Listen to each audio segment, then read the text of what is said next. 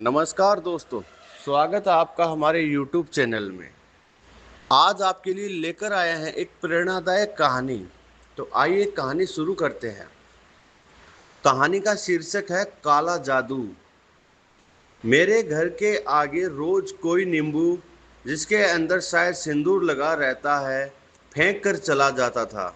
मैं इन सारी चीज़ों को नहीं मानता था और मुझे कोई फर्क नहीं पड़ता था। सुबह घर में झाड़ू लगाते वक्त जब बाहर के गेट को खोलकर मेरी पत्नी कूड़ा बाहर कूड़ेदान में डालने जाती है, तो मुख्य द्वार पर ठीक सामने रोज उसे वह नींबू दिखता, जिससे कि वह हाथ भी नहीं लगाती। बाद में सड़क के साफ सफाई के वक्त वह वहां से हट जाता है या किसी गाड़ी के पहियों के नीचे आकर खत्म हो जाता। लगातार एक हफ्ते से ऐसा कुछ मेरे घर में हो रहा था। मेरी पत्नी बहुत परेशान हो चुकी थी और रोज मुझसे इस बात के लिए बहस करती थी कि पता करो यह सब कौन कर रहा है। पर मैं उसे सिर्फ यही कहता था, यह सब काला जादू वगैरह कुछ नहीं होता, सब मन का वहम होता है। अगर ऐसा होने लगे तो हर कोई दुनिया को अपनी मुट्ठी में कर ले। जो ऐसा कर रहा है उसे करने दो, उसे अपने मन की तसल्ली मिलने दो। हमारा कुछ नहीं बिगड़ने वाला, होगा वही जो प्रभु चाहेंगे। लेकिन मेरी पत्नी को कितना भी समझा लो, वह इन सारी बातों को मानती थी। उसने जिद पकड़ ली कि अब तो उसे पता करना ही है कि यह सब कौन कर रहा है, नहीं तो वह हमारे घर में कुछ अनर्थ हो जाएगा। इन सब पर यकीन ना होते हुए भी पत्नी की जिद के आगे मुझे झुकना पड़ा और मैंने अगले दिन अपने घर के हॉल के बाहर सीसीटीवी कैमरा इंस्टॉल करवा दिया, जो कि सड़क तक की रिकॉर्डिंग आराम से कर सकता था। किसी पड़ोसी को खबर नहीं लगने दी कि हमने कैमरे लगवाए, ताकि दूध का दूध और पानी का पानी हो सके। अगले दिन सुबह फिर नींबू हमारे गेट पर था और हमने सीसीटीवी कैमरे की रिकॉर्डिंग देखी। देखकर हमारे होश उड़ गए। उस नींबू को मेरे छोटे भाई ने लाकर मेरे मुख्य द्वार के आगे रखा था। मुझे तो यकीन नहीं हो रहा था कि बगल के घर में रहने वाला मेरा छोटा भाई ऐसा कर सकता है। मुझे इन सारी चीज़ों पर कोई विश्वास नहीं था, लेकिन फिर भी आज मुझे दुख हो रहा था इस बात का कि आखिर मेरे छोटे भाई ने मेरे साथ ऐसा क्यों किया। मेरी पत्नी भी यह सब कुछ देखकर हैरान थी। हम दोनों भाइयों के बीच कभी कोई विवाद नहीं रहा था किसी भी बात को लेकर। माता पिता के गुजरने के बाद सारी संपत्ति हम दोनों ने बराबर बराबर बांटी थी और आपस में प्यार और मोहब्बत से रहते थे। आज दिल टूट सा गया था। मुझे कुछ भी समझ में नहीं आया। मेरी पत्नी को गुस्सा आ रहा था और वह अपने देवर देवरानी से लड़ने के लिए जाना चाह रही थी, लेकिन मैंने उससे बोला, तुम चुप रहो और अपना काम करो, मैं छोटे भाई से बात करके देख लूंगा। पत्नी ने बोला, अब बात करने वाली कोई बात ही नहीं रही, यह बहुत बड़ी बात है। सगा भाई होकर वह ऐसा कैसे कर सकता है। मैंने किसी तरह से अपनी पत्नी को समझा बुझाकर उसे घर के कामों में व्यस्त कर दिया और अपने छोटे भाई के पास गया। भाई ने हमेशा की तरह बहुत प्यार से मुझसे बात की और अपनी पत्नी से मेरे लिए चाय बनाने को कहा। थोड़ी देर में चाय आ गई। मैं भाई से इधर उधर की बातें करने के बाद मुख्य मुद्दे पर आ गया और बोला कि मेरे घर के मुख्य द्वार पर रोज कोई सिंदूर लगा हुआ नींबू फेंक कर जा रहा है। मेरा भाई अनजान बनते हुए बोल रहा था, अच्छा, ऐसा कौन कर सकता है?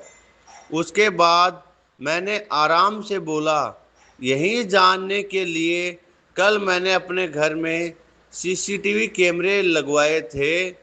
अब तो मेरे भाई के चेहरे का रंग उड़ गया था। उसे समझ में नहीं आ रहा था वह क्या बोले। वह मुझसे नजरें नहीं मिला पा रहा था। मैंने अपने भाई से पूछा कि मुझसे ऐसी क्या गलती हो गई थी कि उसने मेरे साथ ऐसा किया।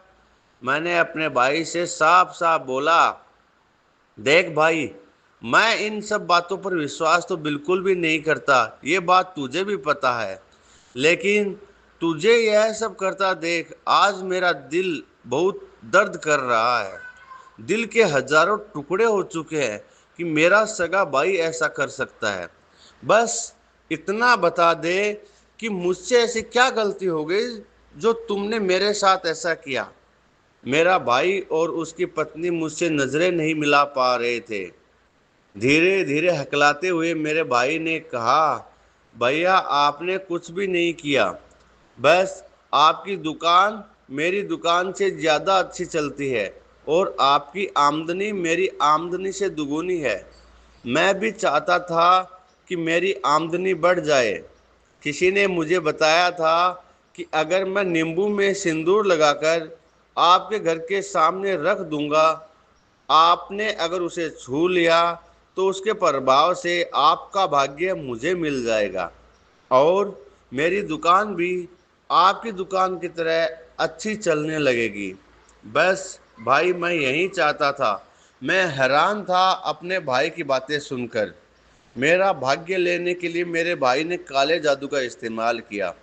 फिर भी खुद को संभालते हुए मैंने अपने भाई से बोला, भाई, अगर यही बात थी तो एक बार मुझसे बोल कर तो देखा होता। मैं खुद अपने हाथों से इस नींबू को उठा लेता। तुझे यह सब करने की जरूरत ही नहीं पड़ती। कहकर मैंने अपनी जेब में हाथ डाला और भाई ने आज सुबह जो नींबू मेरे गेट पर फेंका था वह अपनी जेब से निकालकर भाई के सामने अपना हाथ खोल दिया। भाई ने जैसे ही देखा कि मैंने वह नींबू अपने हाथों में पकड़ रखा है, वह हैरानी से मेरी ओर देखने लगा।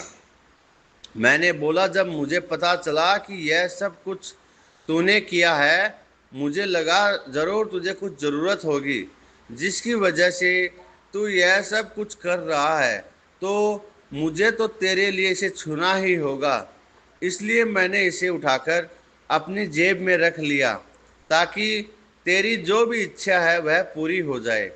भाई कभी उस नींबू को देख रहा था और कभी मेरे चेहरा देख रहा था। मुझे यकीन नहीं हो रहा था कि मैं ऐसा कुछ कर सकता था। मैंने बोला, तू मेरा छोटा भाई है और तेरे लिए मैं कुछ भी कर सकता हूँ। बस एक बार विश्वास करके मुझसे बात तो की होती। मैं उसी वक्त यह नींबू और सिंदूर लेकर उसे अपने जेब में रख लेता ताकि मेरा भाग्य तुझे मिल जाता।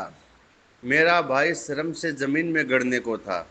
उसे कुछ भी समझ में नहीं आ रहा था और मैं अब अपने घर की ओर जा रहा था यह बोलते हुए कि अगर फिर कभी किसी भी चीज़ की ज़रूरत हो या कोई भी जादू टोना करना हो जिससे तुम्हारा कुछ फ़ायदा हो तो मुझे सीधे सीधे बोल देना। वादा करता हूँ तुम्हारी मैं पूरी मदद करूँगा। और मैं अपने घर की ओर जाने लगा, लेकिन पीछे से मेरे भाई ने मेरे पैर पकड़ लिए और रोने लगा। उसे अपनी गलती का एहसास हो गया था। वह बोल रहा था, भाई मैं तो सच में आपसे ज़्यादा भाग्यशाली हूँ जो मुझे आपके जैसा बड़ा भाई मिला।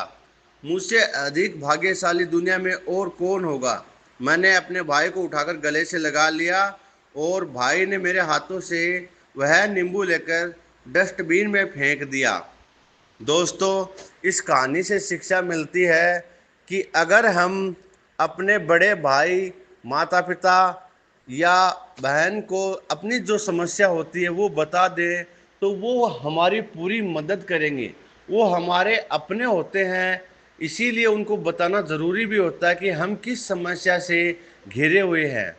आगे से हम सभी प्रण लें कि हम अपनी समस्याओं का समाधान करवाने के लिए अपने भाई, माता पिता, बुजुर्गों का अनुसरण करें।